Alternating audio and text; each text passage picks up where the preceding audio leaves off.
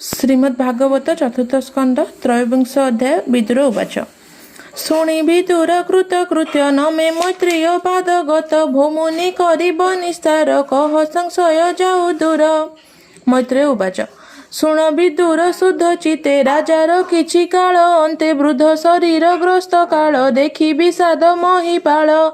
मुझे द्वितीय प्रजापति तेणु मु करी सर्वस्थिति अनादि उपति मु कली नगरादि पुर बसाइली स्थावर जंगमादि जेते आज्ञा मु देली जेझा मते साधुंक धर्म रक्षा कली ईश्वर वचन पालिली ए धर्म रक्षा कली मुहि जन्म लभिली कर्म भूई ए मो शरीर वृद्ध हेला कामादि कर्म ही सरिला पुत्र को न देई राजा दे नृप चिन्ह दंड छत्रादि दुहिता प्रतुल्य धरणी पुत्र निवेशी नृपमणि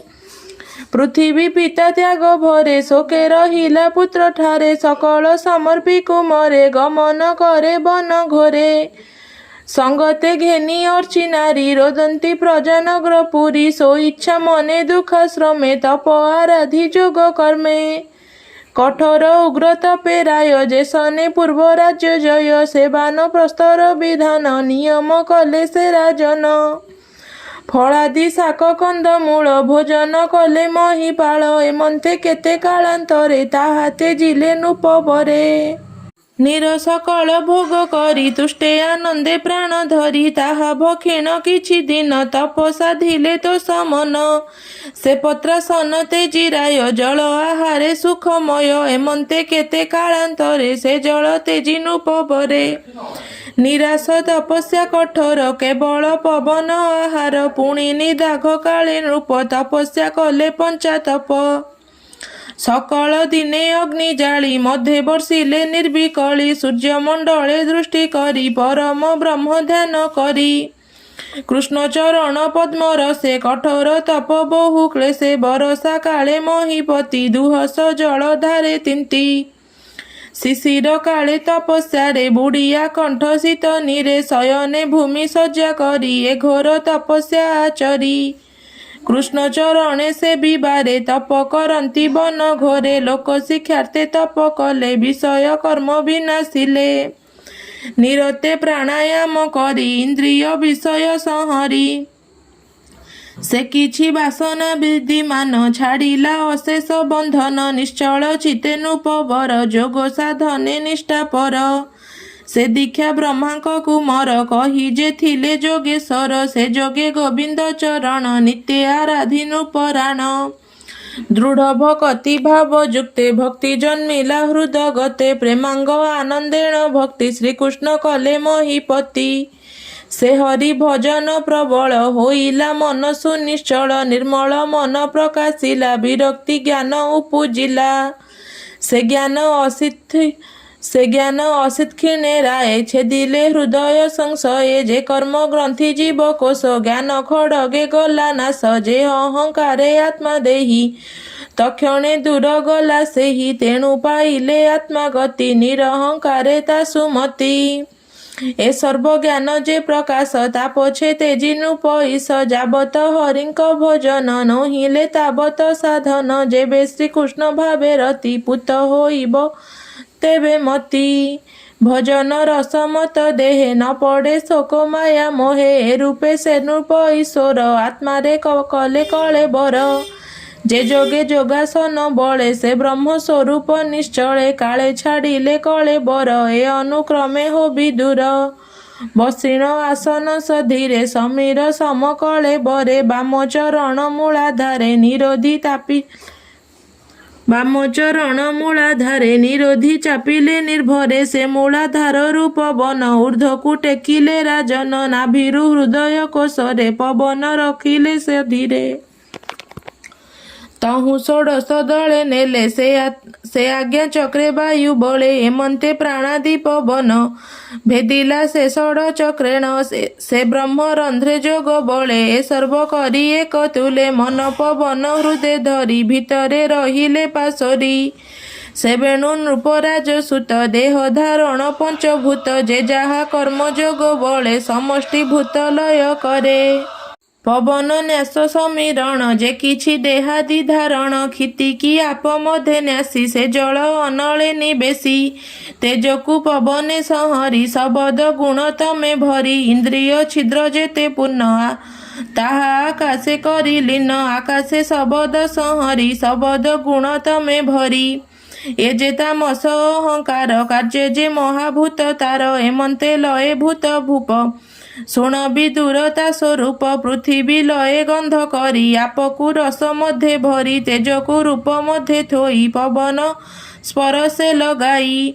शबद आकाशे संहरी ए सर्वतम गुणे भरी से तम सात्विक राजस एकते कले विश्व बस इंद्री सहिते बुद्धि मन जे झार कर्मे कले लीन शबद आदि इंद्री माने लय पाइले जे स्थाने एहांक अधिष्ठित देवे जे लय जेझा निज टाबे एकत अहंकार नेई से महतत्तरे मिसाई ए सर्वतत्व गुणे न्यास महत रूपे परकाश से महातत्व माया मोहे प्रकृति अंगे हुए लये ज्ञान वैराग्य जोग बले से ब्रह्मे जीव जाई मिले ए रूपे से पृथु भूपाल देह तेजिले पाई काल से अर्ची राणी सुकुमारी से प्रतिव्रते धर्माचारी देह सुखाई तपे थिला स्वामीर मरण देखिला तक्षणे होई हत ज्ञान आकुले करई रोदन भोनाथ मोर प्राण नाहा मते देखाओ किंपा एहा कपटे मुदित लोचन स्वर्गाप वर्ग जाई क्षण कपटे मुद्रित लोचन स्वर्गाप वर्ग जाई क्षण तु काल विहंता ईश्वर एतर माया खेल घर स्थिति उत्पत्ति करु नाश तु मात्र रहु अवशेष तु सर्व कारण मुरारी कर्म कारणे देह धरी एबे तु मृत्यु भय देहे मते देखाऊ माया मोहे भोजगेश्वर तो महिमा जानी न पारे सुर ब्रह्मा जे नाम मृत्यु भय नासे अमृत मृत से प्रकाशे माया मोह द्वंद्व पास मुझेते जीवी तुम्भ आस एबे उपेक्षी बन घोरे प्रतेजी गल निज पुरे मुझे निरते अपराधी तो पादे नसे भी दुर्बुद्धि से अपराधे देव मते एबे ते जिल दुख चिते तुम्भे जे मोर मन दुखे कहसु दया भावे सुखे भो सखी नते जीवित ते जाबत प्राण देह गते से आज्ञा अभागे मोहर एबे फलिला जोगेश्वर ए रूपे बिलपे सुंदरी शोकान्न बरे तनु हारी से अर्ची देवी ज्ञानवती तक्षणे धीर करी मती अदृशानुरे चिता कले स्वामी को तही निज गिले मुखाग्नि करी विधि मते स्नान उदक क्रिया जेते ए सर्वसारिण सुंदरी अग्नि को प्रदक्षिण करी प्रवेश अग्नि मध्य जाई देवे देखंती शून्य थाई सिद्धचारण विद्याधर इंद्रादि जेते अनुचर जे जहा मते करी स्तुति आनंदे पुष्प बरसंती दुंदुभि वाद्यनाद करी रंगे नाचंती अपसरी से पति पत्नी बेनी जने आकाशे जानती देव जाने देवे आनंदे स्तुति भणी सिरे निबेसी बेनी पाणी प्रशंसी देवे अनुक्षणे आनंदे अश्रुत लोचने धन्य साधवी पतिव्रता स्वामी से बारे अनुरता ते जीर्ण अचल विभूति स्वामी संगते चलती जेणु ए पूर्वे तप कले तेणु देवंक ऊर्ध्वे गले जे सने लक्ष्मी नारायण एबे निदिशंती ते सन ए अनुसारे से जे विभूति तेणु लभिले निज पति धन्य से मर्त्य कर्म भूमि अल्प आयु से जही भ्रमी सुनित्य कर्म आचरती सकल दुखरु तरंती निष्पाप अटे जेउ नर स्वर्गाप वर्ग नुहे दूर एणु निष्पापे जार मति से लभे एकांत भक्ति स्वर्गादि भोग की बातार जही लभंती भक्ति नर विष्णु चरित नित्य भावी लोम पुलक अच्छिद्रवी निर्मल हुए बुद्धिमती अज्ञान मोह विनाशंती ए भाव नघे निजाचित से दुख सागरे पीड़ित जे आत्मा बधे भागी होई से नित्य विषय वर्तई एमंते शुण हे विदुर से देव कामिनी विचार जे पथ लभंती उत्तम जाहार चितर उधाम बनिलु ताहांक चरित श्रवणे हुआ शुद्ध चित श्रद्धारे पड़ती जे जन ए पृथु पुण्य उपाख्यान से पृथ्वीपद हि लभन्ति अथवा श्रवणे शृणन्ति ए चारि वर्ण मध्य गते शृणन्ति पढ़न्ति जे नित्ये ता सर्व काम हुए सिद्ध समस्त वर्णे से प्रसिद्ध कहई दास जगन्नाथ शुणसु जने कहई जगन्नाथ दास शुणसु जने हरि रस इति श्रीमद्भागवते महापुराणे पारमहंस्यां संहितायां 82 चतुर्थस्कन्धे पृथ्वीराज वैकुण्ठ गमने नाम त्रयोविंशोऽध्यायः।